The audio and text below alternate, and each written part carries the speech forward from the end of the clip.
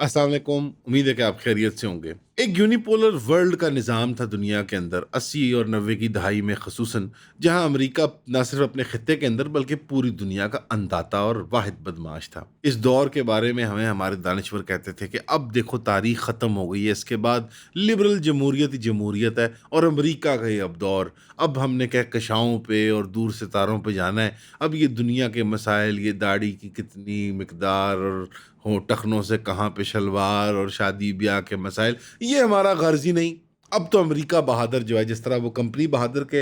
होते थे यहाँ पे गीत गाने वाले दानिश्वर और मौलवी और मजहबी पेशवा और इस तरह के लोग, तो अमेरिका बहादुर की पूरी उम्मत में पैदा होने लगे दानिश्वर। वो गीत गाते, वो उसकी रोड स्कॉलरशिप लेते, वो जाके उसके सालगिरहों पे केक काटते और वो सारे काम करते कि हैप्पी 4th ऑफ जुलाई और उसके त्यौहार मनाते। आज उन सारों के ख्वाबों पे बशमूल 500 मिलियन अमेरिकन और तमाम एडमिन उनकी ख्वाबों पे एक साल के अंदर अंदर डोनाल्ड ट्रंप ने खुद पानी फेर दिया। और डोनाल्ड ट्रंप ने यह मेहनत अपनी पहली इलेक्शन से लेके आज तक किया है कि जब उसने ईरान से जीसीपीओए डील, जो न्यूक्लियर प्रोलिफरेशन को रोकने के लिए डील थी, न्यूक्लियर प्रोग्राम के डेवलपमेंट के रोकने की डील थी, वो चौपट कर दी। और आज इस जंग को, उस चौपट करने के बाद वो चीज इस जंग का सबब बनी, आज उस जंग ने भी साबित कर दिया कि अमेरिका जो एम्पायर 50 60 70 शायद 200 साल में उसने बिल्ड किया था अपनी अपनी टोटल लाइफ के अंदर, वो उसने एक रात के अंदर गवा दिया। अंग्रेजी के अंदर कहते हैं कि रोम wasn't built in a day but it was burnt in a night। यानी रोम जो है, उसका आला सेंटर, उसका सबसे आला शहर जो है, वो एक दिन में तैयार तो नहीं हुआ था, उसकी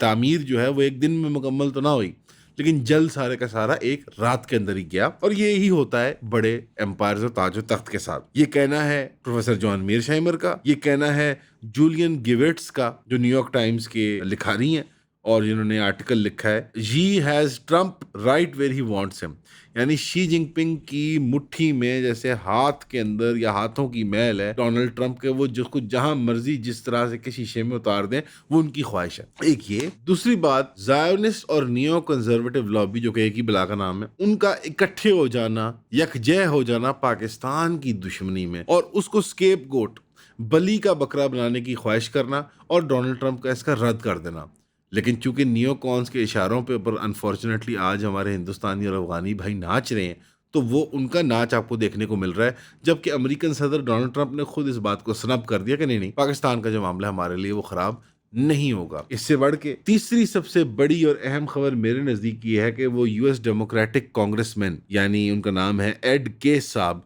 उन्होंने तस्लीम कर लिया मंगल के दिन कि हमारे इस जंग के अंदर एक नहीं, दो नहीं, ना डोनाल्ड ट्रंप के 6, ना डोनाल्ड ट्रंप के 7, ना 11 जो टॉन्ट करते होते हैं वो जहाज हमारी और इंडिया की जंग के अंदर,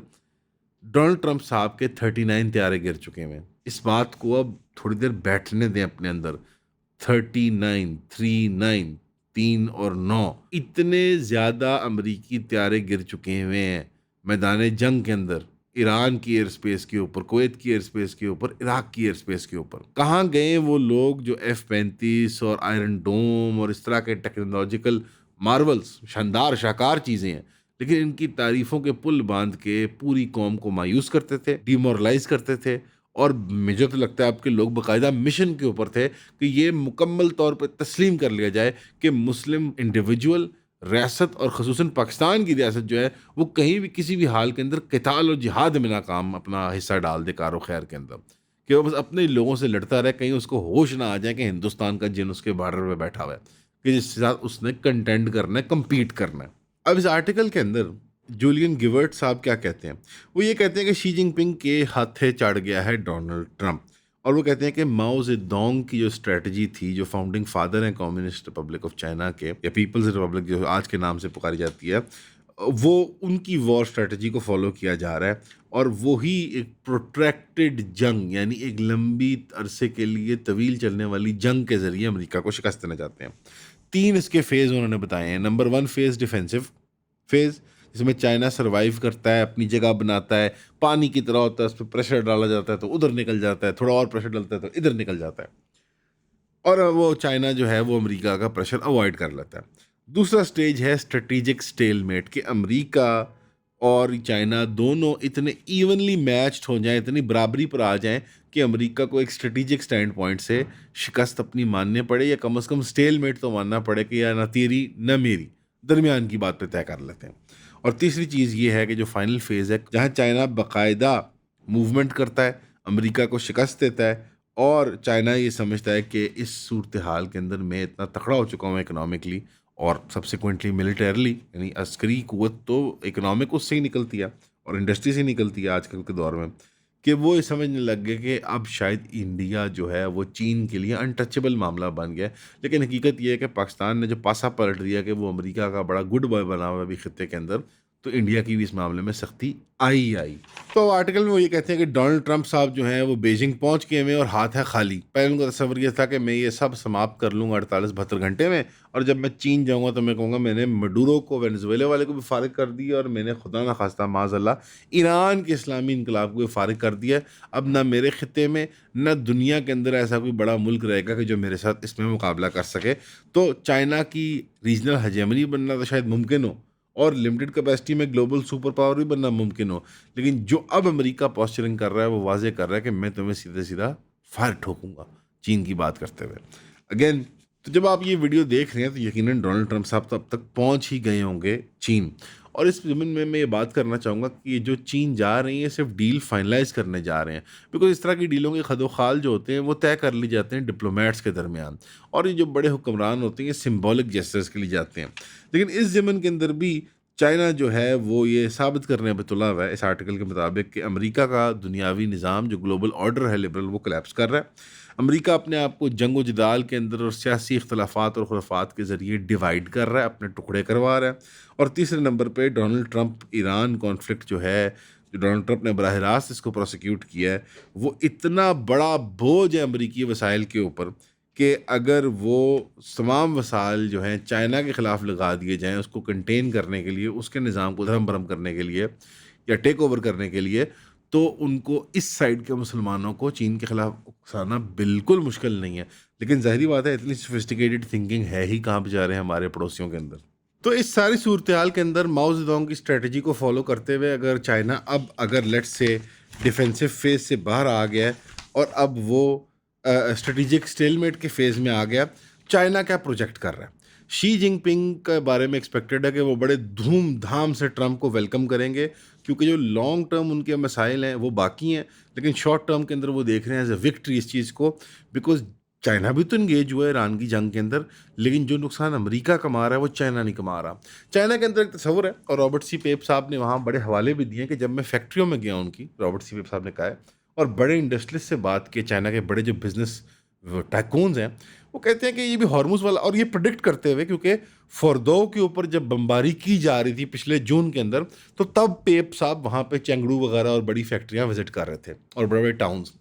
انہوں نے کہا کہ یار 1 سے 2-3% جی ڈی پی لاس ہمیں ہوگا، اور ہم اس کے مطابق مارکیٹ کو اپنے ایڈجسٹ کریں گے، پروڈکشن کو اینڈ سو آن،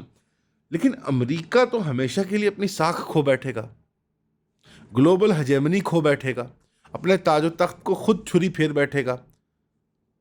یعنی 250 سال کا بنایا ہوا امریکن ایمپائر ایک رات میں ڈونلڈ ٹرمپ اس کو روڑ دے گا پانی کے اندر۔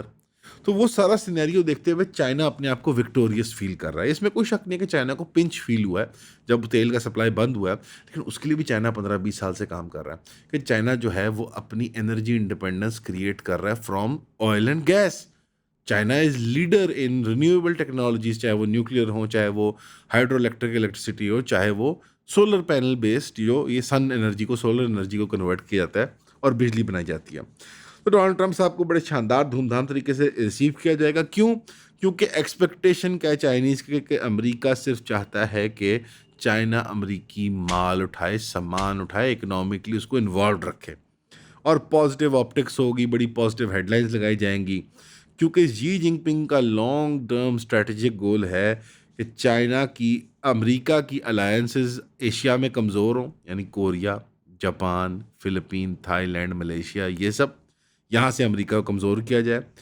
امریکہ کی تائیوان کے مسئلے کو لے کے سپورٹ کو بالکل مدھم اور خاموش کر دے، یعنی امریکہ اپنے مسائل کے اندر پھنس گیا، کہا تائیوان پہ بات کر سکتا ہے،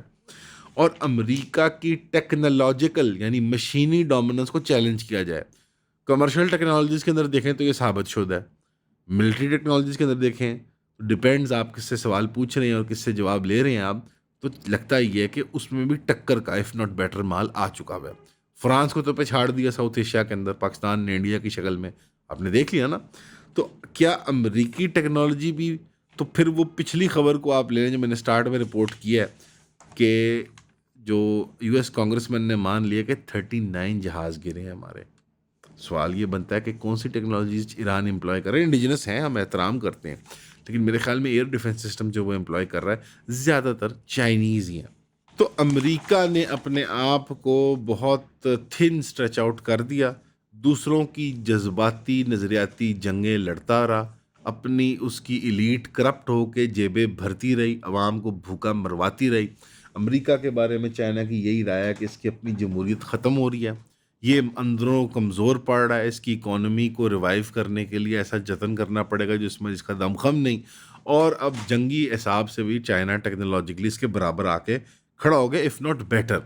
باقی ایک تصور پیش کیا جاتا ہے کہ امریکہ کی فوج تجربہ کار بہت ہے. کس چیز کی؟ مار کھانے کی. ویتنام میں, عراق میں, افغانستان میں. حقیقت یہ دوستوں کہ ایک فوج اور ایک قوم کو ڈی مورلائز کر دینا اس حد تک کہ وہ بار بار جنگ کے میدان میں داخل ہوئے, پھینٹی لگوائے, ہزاروں کی تعداد میں نوجوان مروائے, بڑے شاندار قسم کی ایریل بمبارڈمنٹ کے اندر بڑے بڑے اہداف کو بھی ہٹ کرے, لیکن اس سے ان ٹیکٹیکل وکٹریز سے حاصل کرنے کے بعد کوئی اسٹریٹجک پولیٹیکل گول مقصد پورا نہ کر پائے, بندے بندے مار کے اپنے خلاف نفرت پال کے ملک کو 10 5 20 سال میں خیر بات کہہ کے دفع ہو جائے. تو امریکہ نے اپنی پوری کی پوری لیگیسی اور ساکھ دنیا کے اندر برباد کر لی ہے. اب اس ضمن کے اندر رابرٹ سی پیپ صاحب حوالہ دیتے ہیں بالکل ہائپر فوکس کرتے ہوئے کہ یہ چائنا کی پوری کولڈ وار کا جو پس منظر ہے, جو کہ اس کی ایک مینیفیسٹیشن آپ ایران امریکہ وار میں دیکھ رہے ہیں,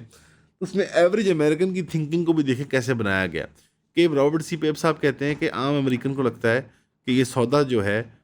ٹریڈ نیگوسیشنز کا یا پیس نیگوسیشنز کا, یہ جیسے ایک پراپرٹی کا سودا ہے, یا جیسے ہم عام زبان میں کہیں گے کہ یہ بچوں کا کھیل ہے, کہ ایک بچہ کہے گا اس پلاٹ کے $1,000,000, دوسرا کہے گا نہیں اس پلاٹ کے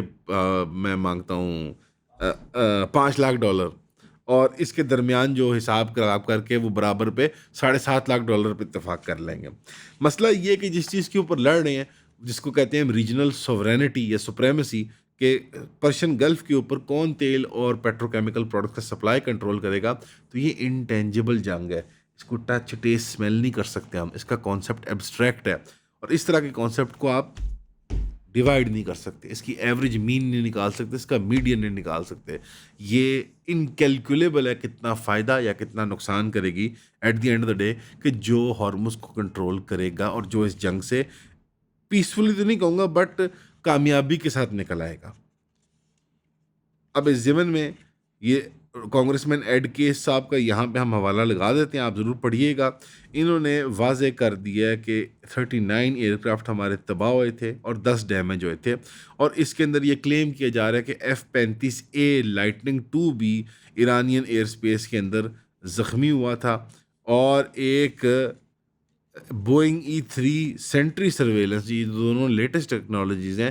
وہ ان مینڈ سینٹری سرویلنس بھی تباہ ہو گیا تھا, اور وہ گرا دیا گیا تھا, یعنی اس بمباری کے اندر, اس میسائل اٹیک کے اندر. اس سارے سینیریو کو دیکھتے ہوئے یہی لگتا ہے کہ پاکستان, مجھے لگتا ہے, اچھا کھیل گیا. کیوں؟ کیونکہ چیخیں یا چیمبلیں جس کی نکل رہی ہے, لنڈزی گریہم جیسے لوگ ہوں, بیری وائس جیسے لوگ ہوں, یا اور کوئی زائنسٹ لابی کے میڈیا میں, جرنلزم میں یا پالیٹکس میں شل ہوں, ان کے غلام ہوں. اس ضمن میں یہ لیکن بتانا چاہوں گا کہ آج میں بہت خوش ہوں کہ پاکستان کو براہ راست زائنسٹ صہیونی لابی سے مقابلہ کرنا پڑ رہا ہے, لیکن پچھلے 3 سالوں کے اندر دل پہ ہاتھ رکھ کے بات کیجیے گا. میں بھی پاکستانی شہری کی طرف بات کرتا ہوں کہ کیا ہم سیٹسفائیڈ ہیں اہل غزہ یا فلسطین کے معاملے کو لے کے, یا ود ریگارڈز ٹو اسرائیل, کیا اس بات کی رائے ہماری مشرف کے دور سے نہیں کی جا رہی تھی کہ اسرائیل کے ساتھ ہمارے تعلقات نارمل کیے جائیں, بحال کیے جائیں, اور آج ہم اس کو تھوڑا سا پھل بھی دیکھ رہے ہیں کہ ٹیلی ویژن پہ آ کے, میڈیا میں آ کے, ڈیجیٹل ہمارے لوگ کہہ رہے ہیں کہ دیکھو اسرائیل بھی تو ایک ریاستوں میں سے ایک ریاست ہے, اس کے ساتھ کام کرنا سیکھ لو. تو معذرت کے ساتھ کام کرنا سیکھنے کی کوشش ان 168 بچیوں کو نہیں دی گئی جن کو بندر عباس کے اسکول میں زندہ بھون دیا گیا. صرف ان کا گناہ یہ تھا کہ وہ ایک نیوی سے منسلک کالج میں پڑھتی تھیں, اور ان کے والد اکثر جو ہیں وہ ایرانین IRGC سپاہ نیوی کا حصہ تھے. تو یہ گلوبل سینیریو ہے 3 بڑے حوالوں کے ساتھ. یہاں نیو یارک ٹائمز کا آرٹیکل بھی ہم اٹیچ کر دیں گے. دعاؤں میں یاد رکھیے گا. ہمیشہ کی تو سننے کے لیے السلام علیکم.